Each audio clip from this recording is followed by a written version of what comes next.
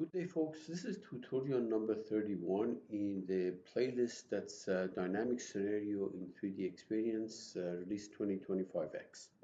It's a very simple problem, and I also refer to you the reference that's down below. But the problem that we have is a mass. Let's say that this locomotive, which is trying to slow down and it's going to move, it's moving to the right and it's hitting a bumper or a shock absorber, which reduces the speed of the mass and eventually stops it. It's a classical problem in the vibrations textbook, and the particular problem that I'm going to be solving has this data, and that's taken from the reference below. But it can be any other set of values. And what in a vibrations book, this can be solved analytically. So the first thing that you have to do is to find the nature of the damping ratio. So the critical damping coefficient is this, and damping ratio is the ratio of the C given into the C critical, which is 0.91. It's a very high damping, but still not overdamped. Still underdamped, goes through oscillation, but it's very heavy damping. The natural frequency of this, assuming that the natural frequency of this mass spring system, assuming that the locomotive hits the bumper and sticks to it, and obviously it will in the initial stages at least. So it's going to be root of k over m, which is 5.4. Now we can get the damping ratio, we can get the damping frequency, damped frequency, which is using the damping ratio is going to be this. And there is the analytical solution. If you have the initial velocity of the train, you stick it in there and you're going to get the displacement of the train or the bumper as a function of time. Now, if you plot this thing, because this is a underdamped vibration problem, it goes through a solution like that. If you plot this thing, it's going to look something like that. And what we are asked to actually solve using the, of course, 3D experience later on is the maximum deflection, which means we want this height, and the time that it takes to reach that height. Okay. Now, if we plotted this, I'll show you the graph later on. We're going to get the time is going to be 0.188 second, and the maximum deflection is going to be 0.712 meter. Now, I want to point out. I want to point out that the reference that I showed you, uh, when it calculates the time and the maximum deflection, it does something that is not quite quite kosher with the high damping that we have here. But and that's why the numbers don't match. Those two don't match with the reference. What I'm presenting to you is the proper value. Now, the way I'm going to model this thing is we are assuming that the mass of the bumper is ignored. We make a prismatic joint here and another prismatic joint. So the only thing is that uh, there is no provision for a specific initial velocity of the mass in 3D experience dynamic scenario, and therefore I have to use a impulse, impulsive force, which causes that initial velocity. We'll worry about it later on.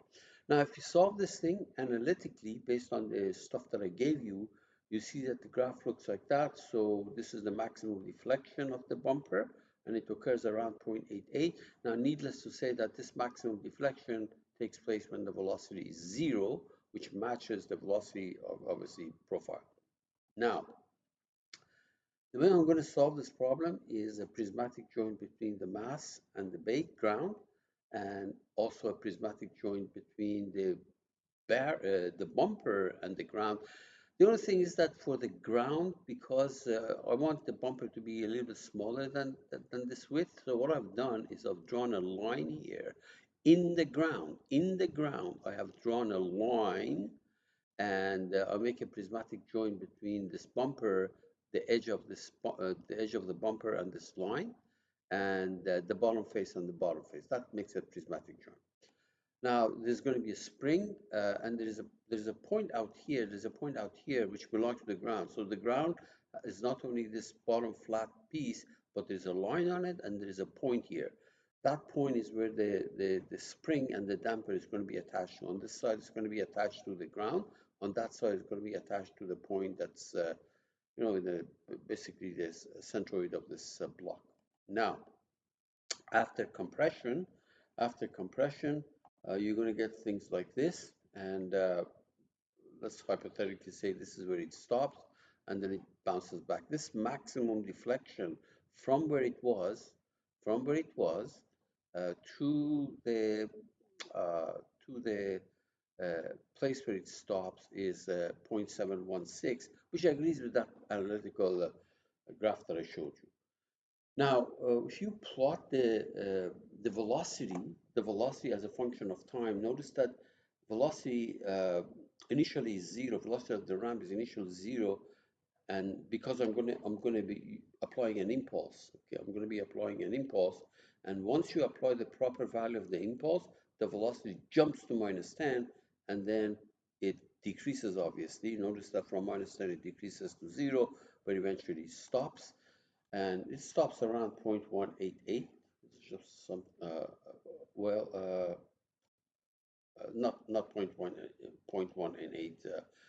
What I meant to say is that I'm going to do a simulation over, yeah, it stops around 0.188, but if you say, well, why is this in 0.25? Because remember, the first 0.05 second, actually, the velocity was not there, okay? So really you have to count from where the velocity was -10, which is over here, to wherever it stops, or wherever it stops there, the time that it stops there, subtract this value from 0.05, and you're going to get 0.188.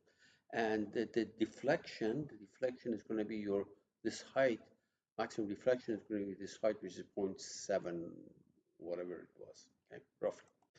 Now, this was based on the symplectic Euler integrator. If I do the same thing based on the DASSL, which is really, this DASSL stands for Differential Algebraic Solution Solver, we get this pretty much the same result. Okay. Now, although I'll give you some information about the dimensions here in case you want to do that. I'm not going to create these parts, but by the way, the distance between that point on the ground and the center of this bumper is 1 meter. So this is why when it comes to specifying the data for the spring and the damper, the damping coefficient is 60,000 Newton per meter, okay, and which is the same as this unit. It's a bidirectional spring, and the damping is 20,000 kilogram per second, or Newton second per meter, and yeah, so and the reference length is going to be 1 meter, because I'm assuming this is the unstretched length. Okay. Also, as far as the contact goes, when you do symplectic Euler, you have to give it friction coefficient. I want to give it 0, but it won't take 0, so I put on a very small friction coefficient, practically 0. And then when you do the DASSL integrator, again, I gave a coefficient friction of 0. Okay, and restitution coefficient 0 doesn't. Yeah. Okay. Now, when it comes to prismatic, for the bus is going to be edge and edge, plane and plane, and for this fellow is going to be edge and line, and the bottom plane and the top plane of the ground. Okay. Here are certain dimensions. As I said, I'm not going to make these things, but there we are. Okay, in case you want to use it. Notice that we have prismatic joint. We have 2 prismatic joint, 1 spring and contact that has to be defined. And as far as the impulsive force that is going to be done, I'm going to give it an impulsive force at this end, okay? And I'll have to do it based on design table. So the first 0.01 second, first 0.01 second, the value is 2 million Newton, and then it drops to zero. If you take the 2 million Newton and you multiply it by this time duration, you get the impulse, which is 20,000, and 20,000 divided by the mass of the locomotive is going to give you 10 meters per second. Okay, so this is how we're going to do that. Now, one thing I was going to show you. Okay, let's go through the experience. There's only one thing I have to make it show up in the. Hang in there for a second. Plane. Okay, so here's the situation. I have the ground. Here's the ground, and on that ground, I have a point over there, which is going to be where the spring is going to come to, and there's going to be a line here. So that line is used for the prismatic joint later between the block, the bumper. Here's the bumper, and the bumper, I have a point here. Eventually, the spring is going to go, spring and damper is going to go between the point on the ground and that point. Okay. Now, when it comes to the mass or the locomotive, there's a point at the other face. See this on the side?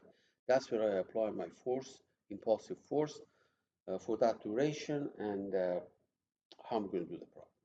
Now, these parts I'm not going to make, so let's go ahead and actually assemble it. Let me see now. For the fixed part is going to be the ground, right there. You can see that. Now, let me make a prismatic joint between this mass and that.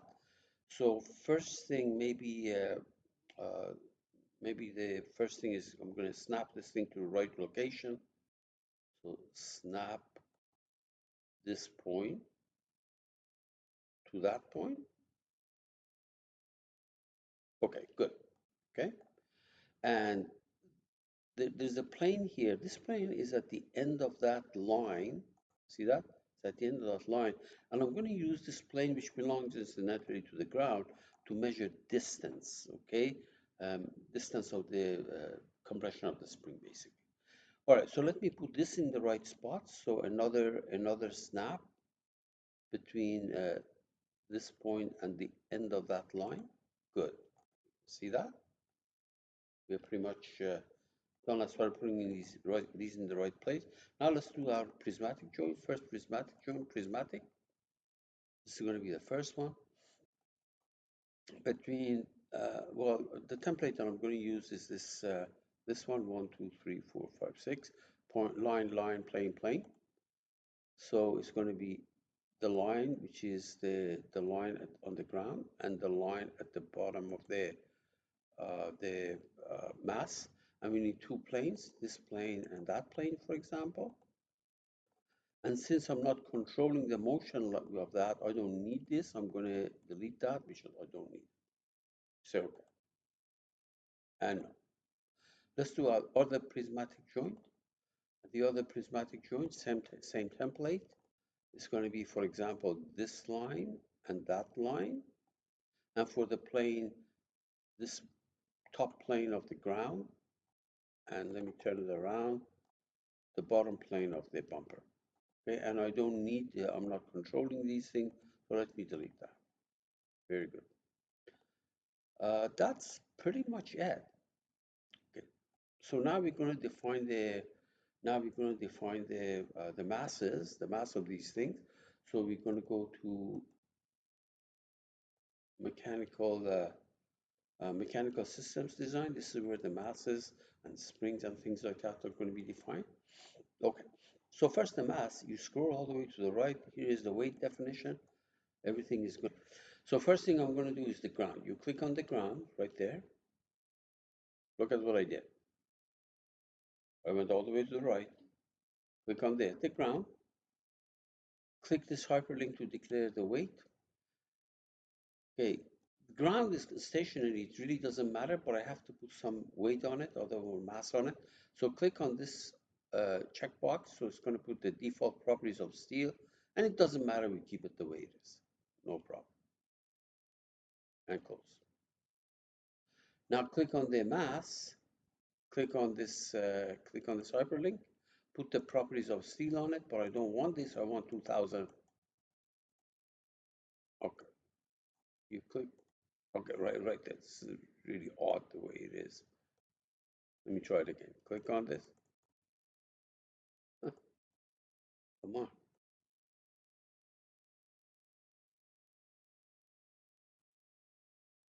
There. 2000 kilogram. Right there. See this? Right there. And then click, see 2000. And finally select the bumper. Let me close that for a second. Bumper. Click on this hyperlink. Put material properties of steel on it, and then click on it and change it to. It's really awkward. Oh, there. I'll make it 1 kilogram. Mass test. Cool. So everything is blue. Very good. We're done with this. We close that. Now we're going to do the axial spring right there. This is the axial spring. The support is this point. Okay.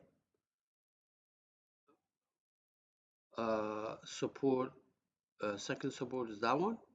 Okay. By the way, make sure when you do that, you are at the top level. Click on f of x, 60,000. Click on damping, f of x, 20,000. Click on reference length, put a 1 here, and then we say OK. Good. Now we do define the contact connection. Click on the plus here, group 1, and select the mass. Say OK. Plus sign. Select the bumper. Say OK. Coefficient of friction 0, 5 zeros and a 1. And later on, because I want to do the symplectic Euler, make sure that coefficient of friction here is also 0. Or if you want, you can put 0, 0, 0, 1. That's the same thing. Maybe, I mean, it doesn't matter, but let me see what I showed you here in the slide. I'll use the same thing. Yeah, 0. Good. That's right here.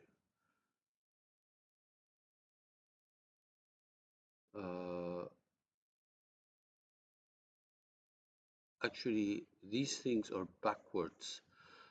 Symplectic Euler is on this side, and DASSSL is on that side. My mistake. Sorry. Okay, so that's 0. Good. Pretty much done here.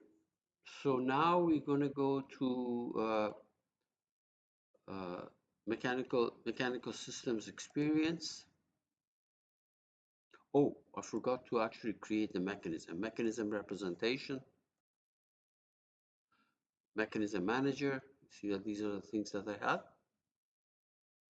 That is this slide, and then say OK. Good. Now we're going to go to mechanical systems experience. Say OK. Say OK. First thing I'm going to do is to define my force excitation, because remember, we have to give it initial velocity here, but we can't do that. I have to do it through an impulse. So go force excitation, click on it, turn this thing around. As far as the support is concerned, it's the the mass, this whole thing, you see this? Where you're going to apply it is to that point, and in what direction is in this direction, and it's the right direction, to the right. Very good. And then say OK. Now, notice that an excitation has been created if you double click on it, but it's not the right value. So we say OK. You go to define the design table, you go click on the tools, click on the tools tab, go all the way to the right, find the design table right there, you click on it. Make sure you select the second radio button, create a design table with current parameter value, say OK.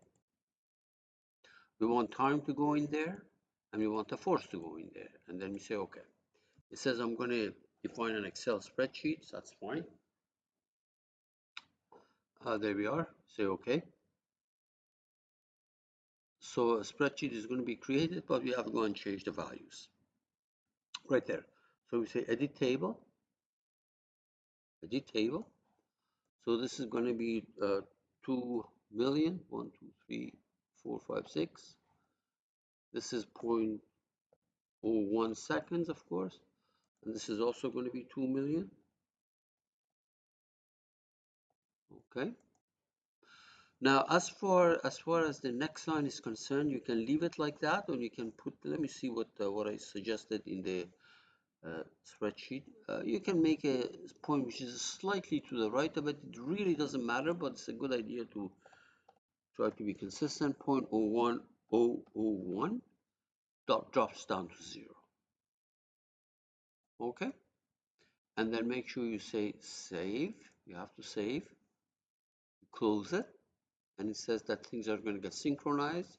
You say OK, and then we're going to close. So what I just showed you is actually this last slide where I actually inputted the value. Now, by the way, notice here that if you go at this point, if you go and double click on the force excitation, it shows you a spreadsheet here. So it's using the value of the spreadsheet, and it changed that value too. Okay, say good. We're pretty much done here. Now let's define a sensor, and there's going to be, for example, one which measures the velocity of that point. So let's go ahead and do one here. Click on the scenario. Where's the sensor? Here's position, speed, acceleration sensor. You select that point, for example. We're going to get the velocity and displacement of this point. And there's one other thing that I want to do and measure the distance from this to that point. So that measure. So I click on the measure probe. Make sure I'm using the minimum distance here, and I want to measure between that plane and this point. Okay, and say OK. So let's go ahead and back to scenario tab there. Click it, select our dynamic scenario. This is the force excitation. I want to send it to the right. The probe, I made two things. One was the measure, the other one was the distance. And parameter, I go, this is the DASSL. So let me go to, let me see now. I want to go to there. Yeah. So this is symplectic Euler 0.24, and I do the same thing for the other fellow. This is times 0.24. Okay, so let's go ahead here. 0.24. Okay, this is symplectic Euler 0.24, and then we say OK, and let's go ahead and run it. Put the cursor there, right click, and run.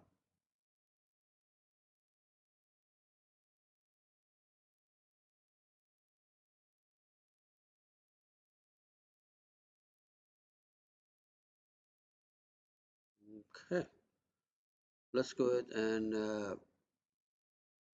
plot a few things. Click on scenario results, deselect everything. Let's look at first of all the velocity, y linear velocity right there. Okay. This is fine, except that my time step is probably too big. So let me go ahead, double click on that. For time, I use 0.01 maximum time step. I reduce that too. So that is uh, probably consistent with what I have here. Actually, I use a much smaller time step, 10 to the minus 5. Okay, so let's go ahead and do that.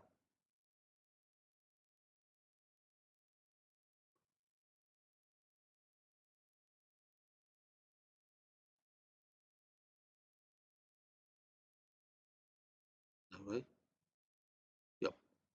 And then we say OK and run.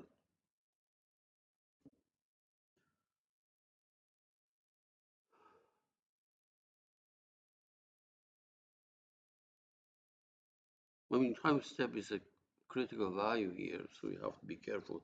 You click on that, view scenario result, deselect everything. First look at the y linear velocity.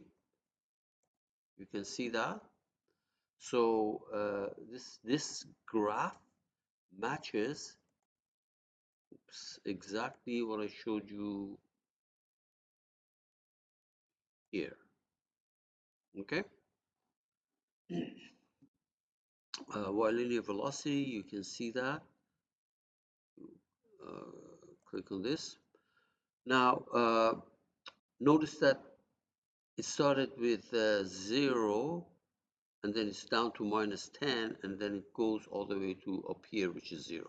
If you want to see the value, you click on this table, and notice that the velocity is getting smaller and smaller and smaller.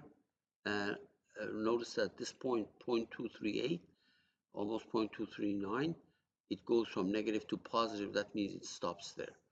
So that's this. If you go and look at the measure of the distance, this measured distance,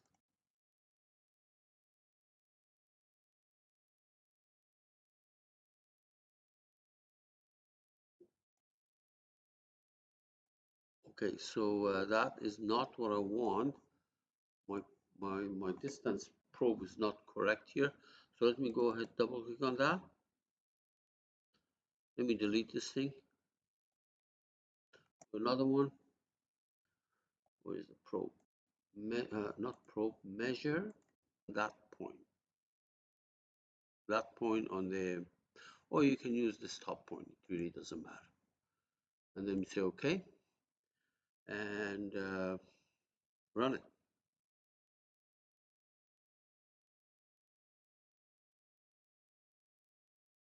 Yeah. Initially, the first time that I did it, I made a mistake. I selected it between this plane and that plane. That does not make sense. I want the distance between this corner point and that plane. Okay, that was my downfall. All right, now, so, oh, plot it. Plot it. Deselect everything. Look at the measure between, and notice that measure, and it goes to your 7.716 after that time. All right, sorry, I made a screwed up when I selected this point. I used the minimum distance probe and then distance from a corner point to that plane. Okay, that plane was on the ground, this point was on the bumper. Now, if to show you that it doesn't matter what integrator you use, double click on this. This was the symplectic oil. Let's go DASSL, run it. You're going to get identical results.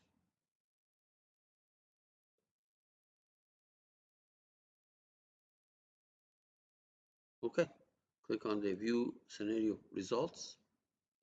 Deselect everything. If you look at the y linear velocity, you see it goes to 0 after 0.188.